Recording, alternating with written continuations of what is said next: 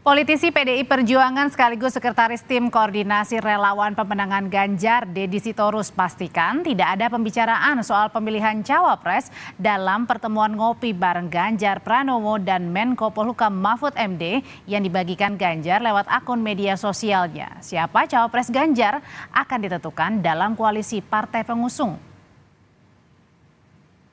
Menyelesaikan tugasnya sebagai gubernur, kebetulan sudah ada di Jakarta, dan kemudian berkomunikasi dengan Pak Mahfud, akhirnya pergi ngopi bareng, hanya sebatas itu. Tentu banyak didiskusikan hal-hal terkait situasi nasional, masalah yang terkait dengan bidang tugas Pak Mahfud gitu ya, karena perlu untuk menjadi masukan bagi Pak Ganjar Pranowo. Sedangkan untuk penentuan bakal calon wakil presiden itu adalah kewenangan dari Ketua Umum Partai PDI Perjuangan dan partai-partai yang ikut bersama mengusung Pak Ganjar dalam pemilu 2024 yang akan datang. Jadi tidak ada kaitannya dengan pemilihan cawapres.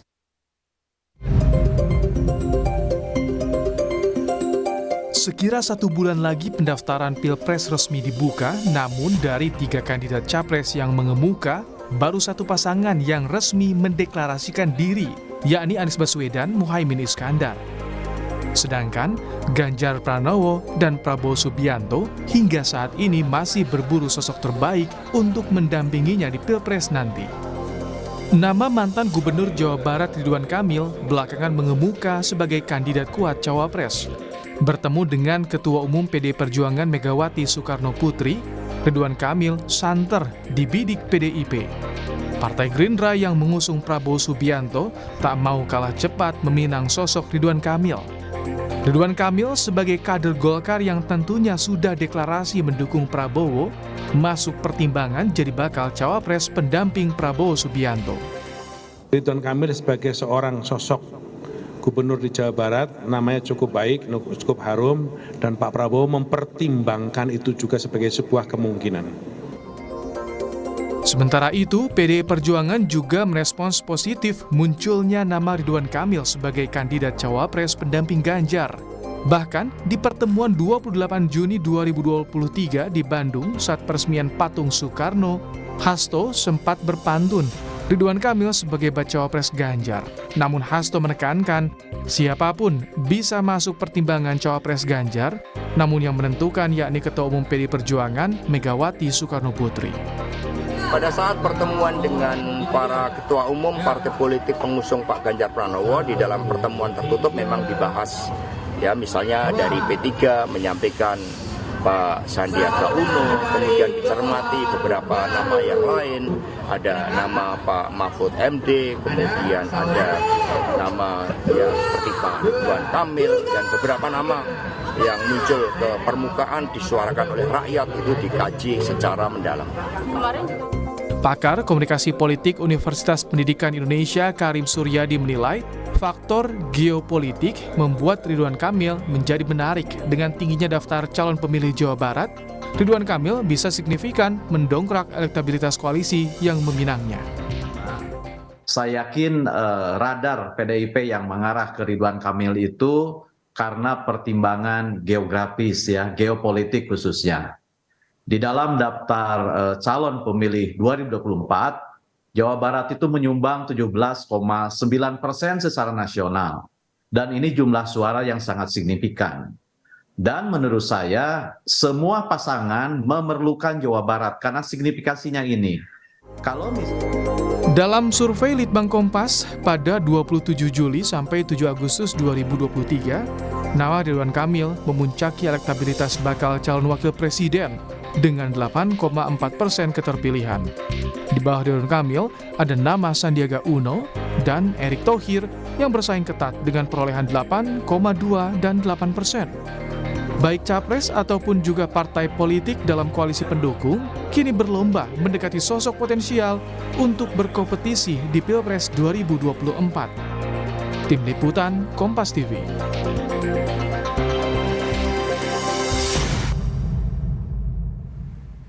Membahas manuver mencari kandidat cawapres jelang Pilpres 2024. Kita akan berbincang sore ini bersama dengan Direktur Eksekutif Carta Politika Yunarto Wijaya. Sore Mas Oto. Sore, Audrey. Mas Toto, ini kan nama Kang Emil yang paling menguat belakangan ya. Tapi kenapa nih kira-kira analisanya justru Mas Ganjar posting ngopi bareng Pak Mahfud MD, Menko Polhukam? Iya, memang nama Kang Emil menarik ya, terutama paling menarik buat Mas Ganjar. Itu yang dikemukakan sendiri oleh Kang Emil. Kenapa? Dari sisi variabel komplementer, ketika berbicara kekuatan dan kelemahan Mas Ganjar, Jawa Tengah, Jawa Timur cenderung sudah kuat. Jawa Barat memang masih menjadi kelemahan yang dialami juga dulu oleh Pak Jokowi, sehingga kemudian keberadaan Ridwan Kamil itu memang bisa menjadi variabel komplementer.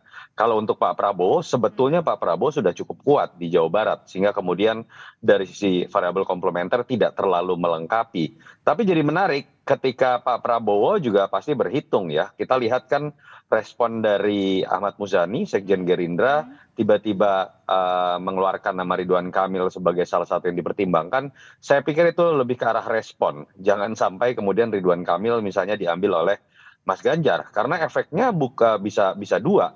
Pertama, andai kata pun Golkar tetap mendukung Pak Prabowo, tetapi kita tahu Ridwan Kamil bisa memecah suara sebagian pemilih Golkar juga, terutama di Jawa Barat. Atau yang kedua, bukan tidak mungkin kalau menggunakan logika kotel efek ya, harusnya Golkar bisa saja mempertimbangkan untuk kemudian berpindah lawan dukungan, karena ketika kemudian ada kadernya dicalonkan menjadi cawapres, efeknya juga akan positif kepada partai. Nah itu yang menyebabkan menurut saya Ridwan Kamil menjadi barang mahal akhirnya yang diperebutkan, walaupun dalam konteks yang berbeda-beda antara Pak Prabowo dengan Mas Ganjar. Tapi Mas Toto, kalau tadi Mas Toto bilang RK atau Kang Emil ini sedang menjadi barang mahal yang sedang diperebutkan, tapi kenapa postingan di IG-nya Mas Ganjar sendiri yang diposting bukan bareng Kang Emil, tapi melainkan Pak Mahfud, Menko Polhukam? Iya, kalau saya lihat memang kan masih belum mengkerucut pada satu nama saja ya. Kita tahu nama yang disebutkan sering itu adalah Sandiaga Uno, Ridwan Kamil, Pak Mahfud MD, atau kemudian Andika Perkasa. Bahkan dalam beberapa hari terakhir saya dengar ada dua nama yang kemudian dianggap bisa jadi calon alternatif. Ada Sri Mulyani, ada juga Pak Basuki Hadi Mulyono sebagai calon wakil presiden alternatif. Saya pikir apa yang ditunjukkan oleh Mas Ganjar lebih kepada positioning bahwa dia ikut serta dalam penentuan cawapres ini. Dan kalau kita tarik ke belakang kan ada beberapa pertemuan juga dengan Kang Emil ada, dengan Sandiaga Uno ada. Memang itu juga yang harus mulai ditunjukkan oleh Ganjar Pranowo. Berarti ini termasuk proses penjajakan juga ya, ketemu dengan Pak Mahfud ya, tidak bisa dihindari. Ya, testing the water kan, paling tidak ya. Kalau kemudian pertemuan dilakukan dengan semua, bisa dilihat kemudian respon dari publik, respon dari konstituen, dan menurut saya ini bagus dalam konteks penjaringan, bukan hanya dalam konteks kan seakan-akan ditentukan oleh ketum partai koalisi, cocok-cocokan. Jangan, paling penting adalah kalau bicara ingin menang, lalu kemudian persetujuan dari pemilih adalah bagaimana melempar itu kepada publik. Saya pikir itu yang sedang dilakukan oleh Ganjar melalui postingan di Mas Toto, dari semua nama-nama yang beredar yang sudah ketemu kepada Ketua Umum PDIP Bu Mega adalah justru Kang Emil. Ini analisanya apa? Sudah ACC atau? Tadi saya baca Prof Mahfud, saya baru tahu juga Prof Mahfud mengatakan sudah sempat bertemu dengan Ibu Mega juga. Dan pertemuan dengan Kang Emil juga saya pikir kan masih multitafsir, karena ada yang mengatakan itu sebenarnya pertemuan membahas pembangunan monumen Bung Karno. Jadi menurut saya pertemuan kemarin yang diceritakan oleh Kang Emil atau beberapa teman PDI Perjuangan belum bisa disebut sebagai sebuah simbol bahwa Kang Emil adalah yang terkuat. Saya melihat nama-nama yang saya sebutkan tadi masih sangat mungkin untuk kemudian memiliki peluang. Karena gini loh, pertarungan ketat ini kan sekarang malah dalam survei terjadi antara Prabowo dengan Mas Ganjar. Upaya testing the water ini kan juga sebenarnya upaya mengulur waktu sambil mengintip lawan ini akan kemudian mengambil cawapres siapa. Karena pilihan terhadap cawapres kandidatnya sendiri itu akan ditentukan paling efektif atau tidak itu nama siapa, itu dengan mengintip terlebih dahulu lawan itu juga akan dalam hal ini Pak Prabowo akan mengambil siapa yang menjadi cawapres. Tapi kalau misalnya hitung-hitungannya, kalau kita andai-andai ini sampai dengan sekarang sebenarnya siapa sih yang paling efektif untuk mendampingi Mas Ganjar dan juga Pak Prabowo maksudnya? Iya, plus minus begini, kan kalau kita bicara menjadi variabel komplementer artinya adalah sosok yang bisa melengkapi daerah-daerah yang capresnya lemah. atau di segmen-segmen entah usia atau kemudian jenis kelamin atau dari sisi agama yang capresnya masih lemah di segmen tersebut. Jadi kalau kita bicara secara geografi paling mudah ya, tentu saja Mas Ganjar membutuhkan sosok yang bisa melengkapi kelemahannya di Jawa Barat atau misalnya daerah Sumatera dan Sulawesi. Dalam konteks itu bisa muncul dua nama, ada nama Kang Emil, ada nama Sandiaga Uno. Pak Prabowo sebetulnya paling membutuhkan sosok yang bisa melengkapi kelemahannya di daerah Jawa Tengah atau Jawa Timur. Itu yang menyebabkan analisis bahwa hilangnya PKB itu akan berpengaruh besar buat Pak Prabowo. Tapi itu kan baru dari sisi geografi. Bisa juga kalau kita lihat dari sisi branding. Bagaimana ada sosok pendamping yang bisa membawa efek kejut atau wow effect. Contoh, Profesor Mahfud itu walaupun dari sisi geografi misalnya cenderung Jawa Timur, Mas Ganjar sudah cukup kuat. Tapi dalam konteks misalnya branding anti korupsi, keduanya ini punya kesamaan. Yang kalau dilekatkan dan punya narasi yang bagus, bisa jadi daya ledak juga. Jadi memang hitung-hitungannya menurut saya Berarti banyak artinya ya. diperlukan efek wow ya untuk baca wapresnya ya? Salah satunya adalah efek kejut tadi. Bukan sekedar masalah geografi, siapa yang bisa saling menutupi, itu hanya salah satu variabel saja. Karena beda nih Mas, kalau misalnya dipilihnya Pak Mahfud tadi ya latar belakangnya kuat di bidang politik, juga keamanan, terus kemudian tadi pegiat salah satu pegiat anti korupsi juga begitu. Anti korupsi.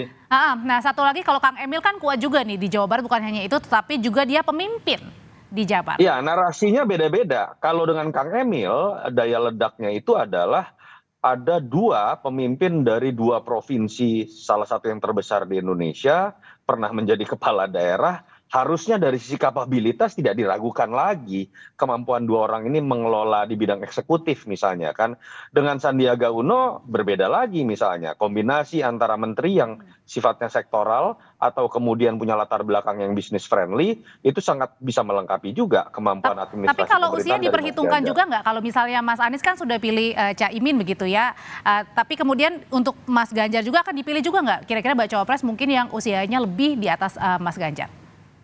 Sebetulnya kalau kita bicara dengan sisi demografi jumlah pemilih milenial dan Gen Z yang akan sangat besar ya, yang lebih butuh variabel pelengkap itu adalah Pak Prabowo. Karena notabene sebenarnya isu pemimpin tua itu agak membebani Pak Prabowo. Sehingga kemudian darah muda sebagai wakil itu sangat dibutuhkan oleh Pak Prabowo. Sementara kalau bicara mengenai anak muda, Mas Ganjar masih dianggap pemimpin muda dan nggak ada tuh yang namanya orang misalnya melihat kalau muda berarti harus dilengkapi dengan yang tua, arahnya trennya sedang tidak ke sana. Jadi yang memang membutuhkan dari sisi usia dari cawapresnya itu adalah Pak Prabowo.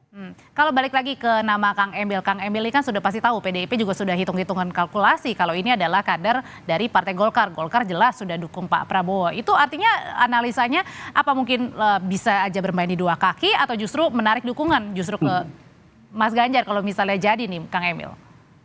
Kalau dari sisi PD Perjuangan dan koalisi Mas Ganjar paling ideal kalau kemudian keberadaan Kang Emil sebagai cawapres menarik gerbong Golkar juga, itu akan jadi kekuatan besar. Apalagi kalau ditambah Demokrat masuk, malah koalisi terbesar akan dimiliki oleh Ganjar. Tapi memang ada gray area juga ya, kita tahu 2004 Golkar pernah menempatkan dua kadernya di kertas suara. Di satu sisi resmi Pak Wiranto maju, lalu kemudian Pak JK juga maju walaupun tidak resmi. Dan orang mengatakan siapapun yang menang Golkar tetap dapat kekuasaan, kira-kira kan seperti itu ya. Tapi ini kan akhirnya berarti harus bergantung membaca terlebih dahulu bagaimana keputusan dari Mas Erlangga dan teman-teman DPP Golkar akan seperti apa. Apakah akan ada resiko Kang Emil dikeluarkan, apakah kemudian Kang Emil berani atau tidak. Saya pikir itu juga yang masih menjadi faktor penghambat pengambilan keputusan dari PD Perjuangan apabila betul melirik Ridwan Kamil. Tapi Mas Toto kalau misalnya hitung-hitungannya baca wapresnya di luar dari nama-nama koalisi yang saat ini mendukung ya, tadi ada nama Kang Emil kan di luar, Pak Mahfud juga, Bu Sri Mulyani tadi juga ada masukan ya. Nah bagaimana dengan P3 dan koalisi pendukungnya termasuk apalagi kalau Demokrat jadi masuk? Ya, kalau saya lihat beban dari koordinasi di koalisi Mas Ganjar ini tidak sesulit koalisi Pak Prabowo atau koalisi Mas Anies ya pada saat terutama dulu isu Anies dengan AHY. Kalau kita lihat koalisi Pak Prabowo dengan koalisi Mas Anies sebelum dengan Caimin, ada kecenderungan masuknya partai itu adalah negosiasi terkait cawapres. Kita tahu nih misalnya Pak Prabowo tentu saja PAN menginginkan Erick Thohir misalnya.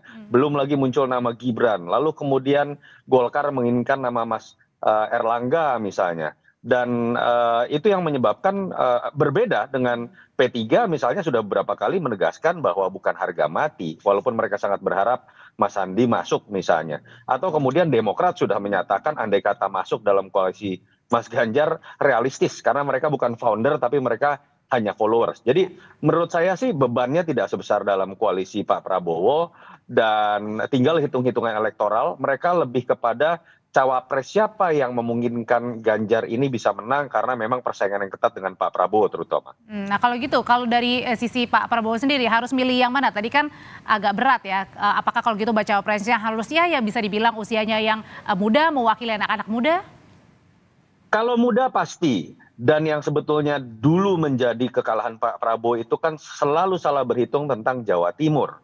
Sehingga sempat Pak Prabowo melirik Kofifa Indar Parawansa, semungkin sempat melirik juga Caimin, tapi kan kita tahu belakangan Pak Prabowo ini menggunakan strategi ingin nempel nama Pak Jokowi. Sehingga kemudian yang muncul menjadi nama yang disebut paling kuat adalah Mas Erick yang sering disebut sebagai Mas Erick Thohir yang sering disebut sebagai anak Mas Jokowi, atau bahkan mulai menggadang anak kandungnya Pak Jokowi.